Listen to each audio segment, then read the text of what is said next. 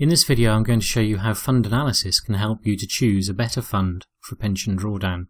It can also identify which fund managers have added the greatest value for their investors and when to use them. Most advisors recommend which funds to use and charge for this as part of their services, but how good are they at it, and do they provide value for money? To understand when best to use a fund, it's not enough to be told its past performance. You need to see the fund's journey, and we read this chart from left to right. The first bar represents 1 year's performance from the end of June 2004 to the end of June 2005.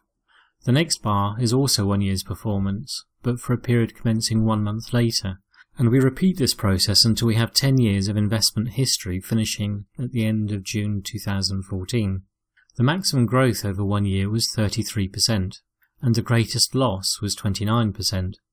When markets rise or fall, funds in that market will generally also rise or fall. This is one of the largest pension fund providers. To understand and rate this fund, we need to see what influence the fund manager has had on the fund's price. So we remove the proportion of the investment return that can be attributed to the market's general movement, and the difference represents the fund manager's value. Periods where the fund manager added value are in blue, and where they lost value, this is in red. Provider A generally added value. Provider B consistently lost value.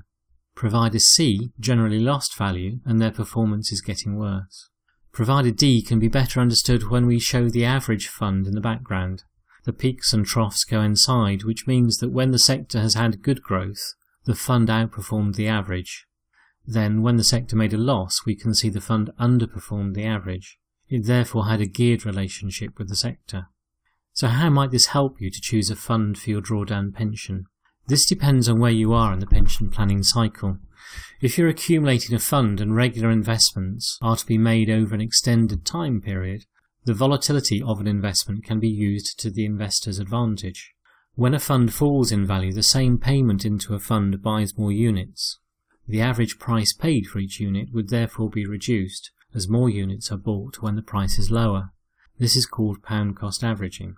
Beware though, while in pension drawdown, where regular withdrawals are made from a fund, pound cost averaging works against you. If a withdrawal is made from a fund at a time when the market is low, then more units are needed to be encashed to fund this payment. Therefore the investor will have fewer units remaining in the fund, which might have benefited from any subsequent market recovery. The selling of units from a fund to provide regular income can therefore be said to increase risk, as it increases the effect of poor timing. More than ever before, with pension drawdown, care should be taken to choose an advisor that can demonstrate their expertise in fund and risk management. Fill in the form on our website to get a free report on a fund or funds of your choosing, or to speak with one of our associated advisors.